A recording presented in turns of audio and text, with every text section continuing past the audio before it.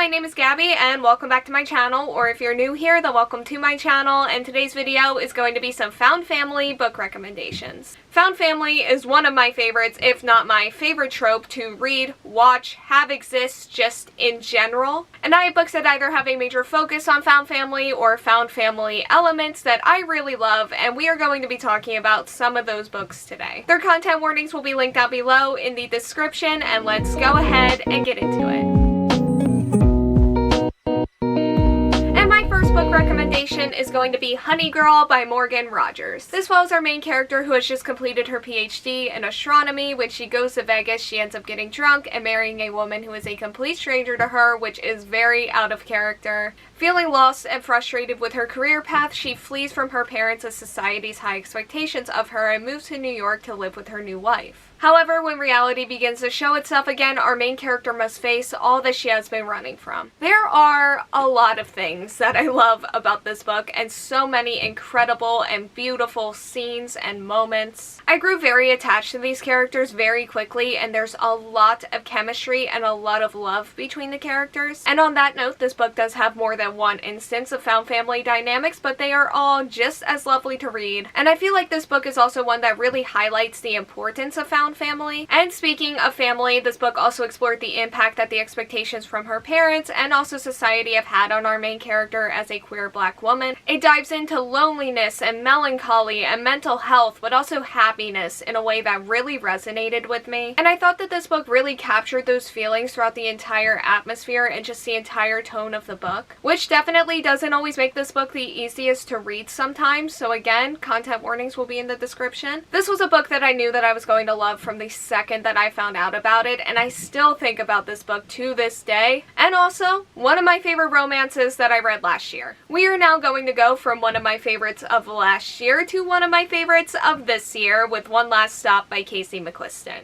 This follows our main character who has recently moved to New York City. She doesn't expect much out of her subway commute. However, when she sees this girl on the train who saves her day when she needs it the most, her new crush becomes the best part of her day. But all that changes when she realizes that this girl has actually been displaced by time, and she is going to have to use everything that she left in her past to help her. This is one of those books that I feel like I could talk about for hours and still not say everything that I wanted to say about it, or really just figure out how to put in the words the feelings that I have towards it. So I'm not going to try any of that today, and instead just focus on the characters. This is one of my favorite cast of characters ever. And reading the relationships between the characters, both the pre-existing and the new ones, and seeing them develop was so heartwarming, interesting, and also just really fun. This is a book that talks a lot about feeling lost and finding your place in the world and finding your path in life, and all of that really made the found family aspects of this book even more impactful for me, beyond just the fun and cute character chemistry stuff. And overall, this is definitely one that found me at the right time, and I am really, really grateful for that.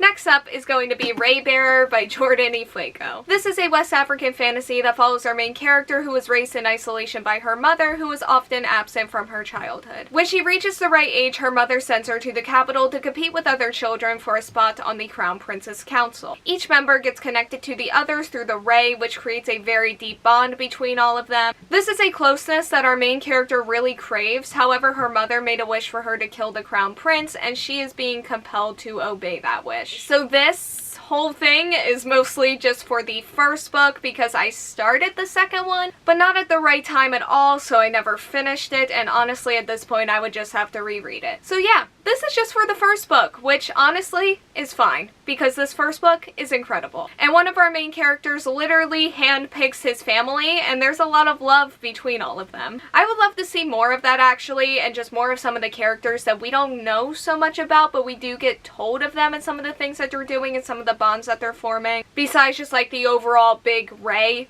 bond. But what I do know about them all has been amazing, and I love how the bond between the councils really ties into the whole story. And it can get really complex too, which is always fun. I also adored our main character and I really loved the writing style. And there were just so many interesting and engaging aspects to the story throughout the entire thing. Next up is going to be So This Is Ever After by F.T. Lukens. This follows our main character after he completes the prophecy of saving the kingdom from its evil ruler, and now he and his companions have no idea what to do with themselves. His friends convince him to take the throne until the heir can take its place until she is found dead and he is stuck there. He now needs a spouse before his 18th birthday or he will fade away into nothing. This is one of the biggest comfort reads that I think I've ever had. It was fun and kind of cheesy, but honestly that was also kind of fun. And it has one of my newer favorite tropes, which is best friends to lovers. And there are just so many sweet moments and so many adorable relationships and fun banter and good group chemistry throughout the entire group. This is a book that is kind of formulaic at a certain point, and I also did have a complaint about the character growth, but honestly,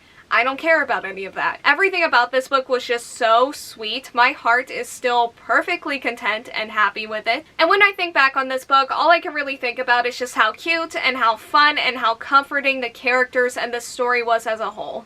And really, that's what matters most. Next up is The Marrow, Thieves by Cherie Dimaline. This takes place in a world where most of humanity has been destroyed by global warming, and now the indigenous people of North America are being hunted and harvested for their bone marrow, as it contains the key to resolving why the rest of the population is not able to dream. This follows our main character as he and his companions struggle to run and survive with the goal of making it to the north. This is a very short and a very quick book with a large cast of characters. And I think that this book did a really good job at establishing them and their relationships with one another. And I ended up getting pretty attached to a surprising amount of them throughout the story. There was some stuff between our main character and his love interest that I really did not love, especially towards the end. But other than that, the found family aspect of this story is one of the main reasons why I enjoyed this book so much. That, and it's also just a really interesting and compelling story and concept. It's set in the future, but it also does have a lot of elements that can be connected to real life past and history, and then also to modern day in regards to how indigenous people are often treated. Like I said earlier, it's a short book, a quick read, it's definitely worth it, and one of my favorites within like the apocalypse genre. I also just hauled the sequel, and I'm hoping to read it before the end of the year, and I am very curious to see where this all goes. Next up is going to be The Rise of, and then also The Shadow of Kyoshi by F.C. This takes place in the Avatar: The Last Airbender universe and follows the story of Avatar Kiyoshi and her journey of how she became the person that we know her as throughout the series. I don't know if there was any possible way for me to do this video without talking about Team Avatar, because that is always something that is very fun no matter what generation of Avatar that we are talking about, and Kiyoshi is definitely no exception to that. I will say, I barely remember this first book because it's been a few years, and then I also read it during one of the worst reading slumps that I've ever had, so this is mostly in reference to the second book. And my experience reading this book really just fit in with everything that I've ever loved about the shows. The characters have fun personalities and played well off of each other. There was also a really interesting villain and world politics, and then also just an amazing main character. This universe will forever be a huge comfort for me, and the characters and the relationships are a huge part of that, and I am so happy that we are going to be getting more from this universe as long as it's good.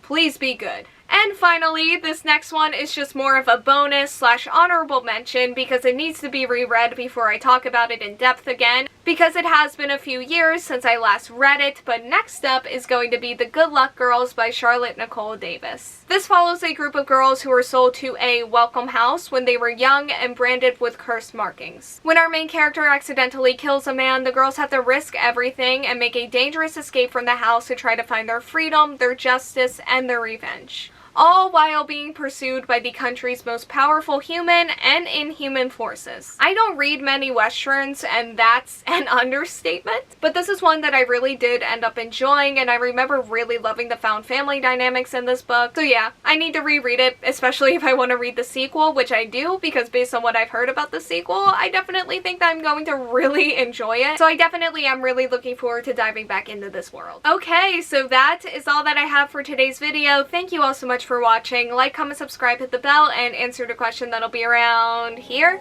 if you want to do that, and hopefully I will see you here next time. Bye!